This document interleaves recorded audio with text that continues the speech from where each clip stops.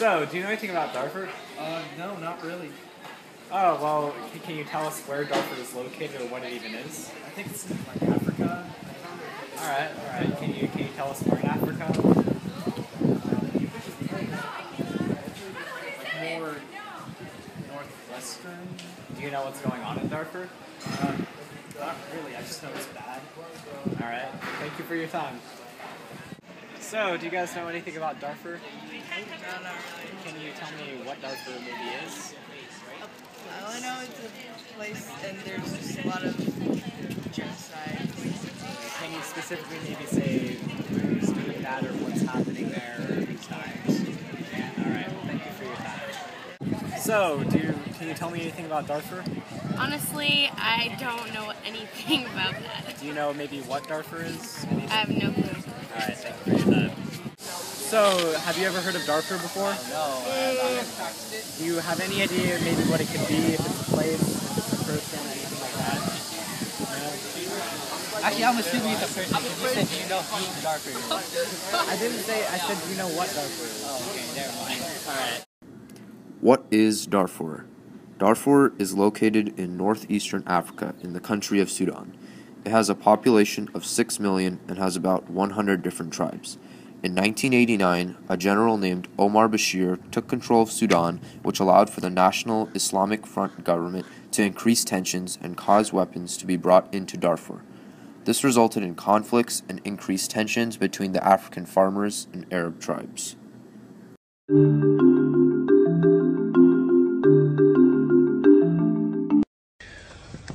We have a statement attributable to the spokesperson for the Secretary General on the ICC arrest warrant for President al-Bashir.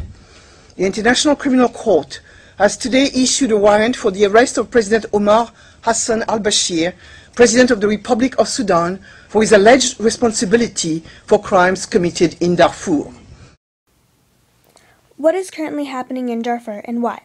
In 2003, two rebel groups in Darfur, the Sudan Liberation Army and the Justice and Equality Movement, were angered by the government's inability to protect the people of Darfur from attacks by the Arab tribes.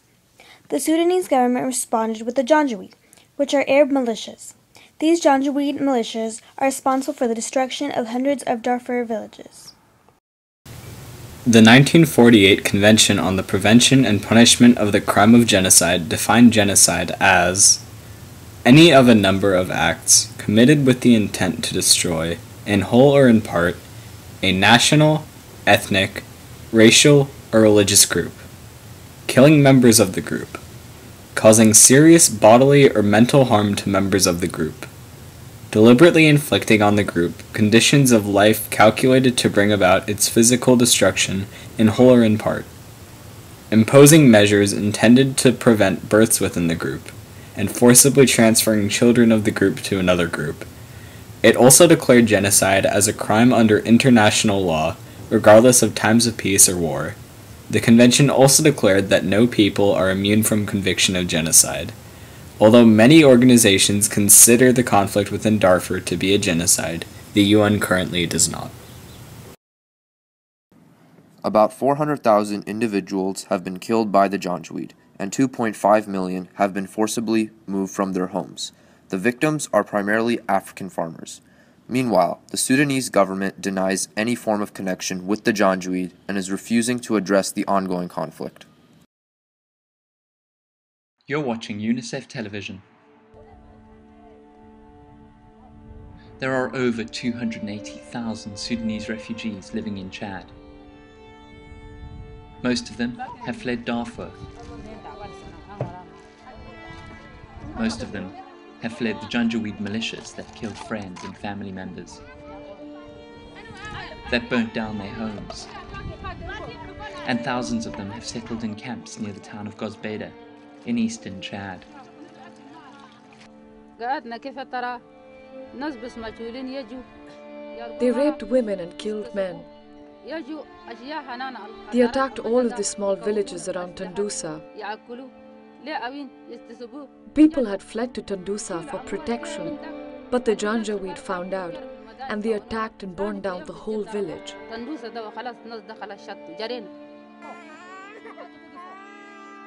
In fleeing, They left everything behind.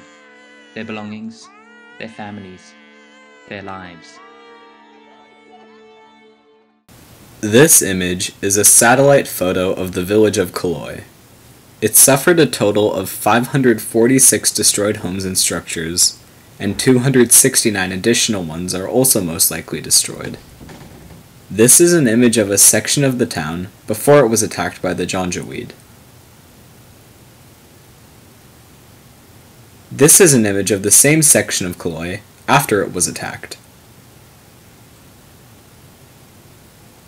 Each red dot indicates a destroyed structure, while each yellow dot indicates a most likely damaged or destroyed structure. An eyewitness, a resident of Kaloi, reported, "People were in the village when the Janjaweed arrived at 10 a.m. They were more than 300, and they were divided in 3 columns, which were heading in different directions. They came in the houses and ran after those who were trying to flee. I was running away next to the imam, who was very old. He was shot 4 times in the back and in the leg. They then burned the village." The pain and the violence in Darfur must stop. An estimated 2 million of the 6 million population have fled their homes. If the people of Darfur ever want to live in peace and without fear, something must be done. Omar Bashir and the Janjaweed must be stopped.